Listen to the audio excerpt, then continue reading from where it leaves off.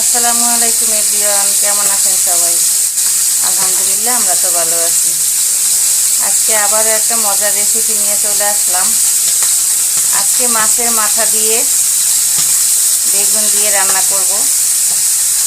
কার কার পছন্দ মাছের মাথা দিয়ে বেগুন? এই যে মাছের মাথা দিয়ে বেগুন, কার কার পছন্দ? আমার তো খুবই পছন্দ মাছের মাথা দিয়ে। এই যে বেগুন বেগুন দিয়ে রান্না করব আজকে মাছের মাথা দিয়ে।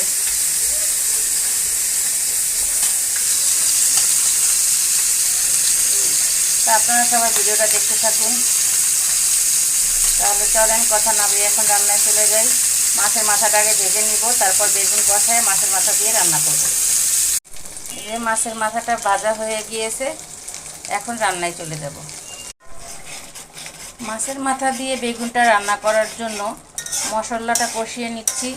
আর আমি বাসায় থাকা যে রেগুলার মশলা সেটাই দিয়েছি, এর জন্য দেখাইনি, কারণ এখানে বাড়তি কোনো মশলা নেই। যেটা দিয়ে আমরা রান্না করি হলুদের গুঁড়া, মরিচের গুঁড়া, ধনিয়ার গুঁড়া, আদা রসুন পেস্ট, সাথে কাঁচামরিচ দিয়েছি, স্বাদ মতো লবণ দিয়ে এটা কষিয়ে নিচ্ছি। এরপর বেগুন দিয়ে দেব।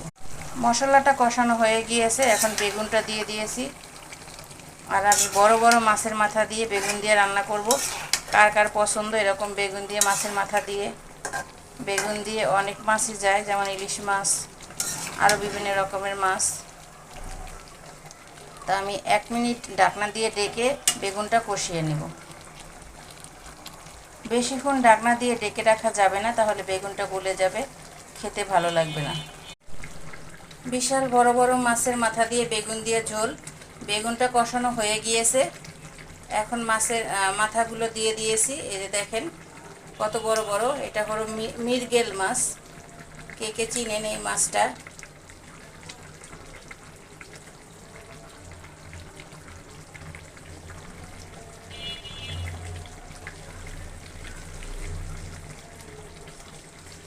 এই মাছটা কাটা বেশি, কিন্তু খেতে অনেক মজা।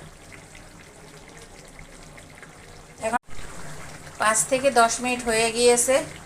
বেগুন দিয়ে মাছের মাথার ঝোলটা বেগুন দিয়ে মাছের মাথার ঝোলও রান্না করা হয়ে গিয়েছে। তা আপুর ভিডিও যদি ভালো লাগে সবাই বেশি বেশি করে শেয়ার করে দিবেন। আপনি দেখবেন, অন্যদেরকে দেখার সুযোগ করে দিবেন। তা আজকের ভিডিওটা এই পর্যন্তই। সবাই ভালো থাকবেন। আল্লাহ হাফেজ। আসসালামু আলাইকুম। আর বেগুন দিয়ে মাছের মাথার ঝোল কেমন লেগেছে আপনারা অবশ্যই কমেন্ট করে জানাবেন।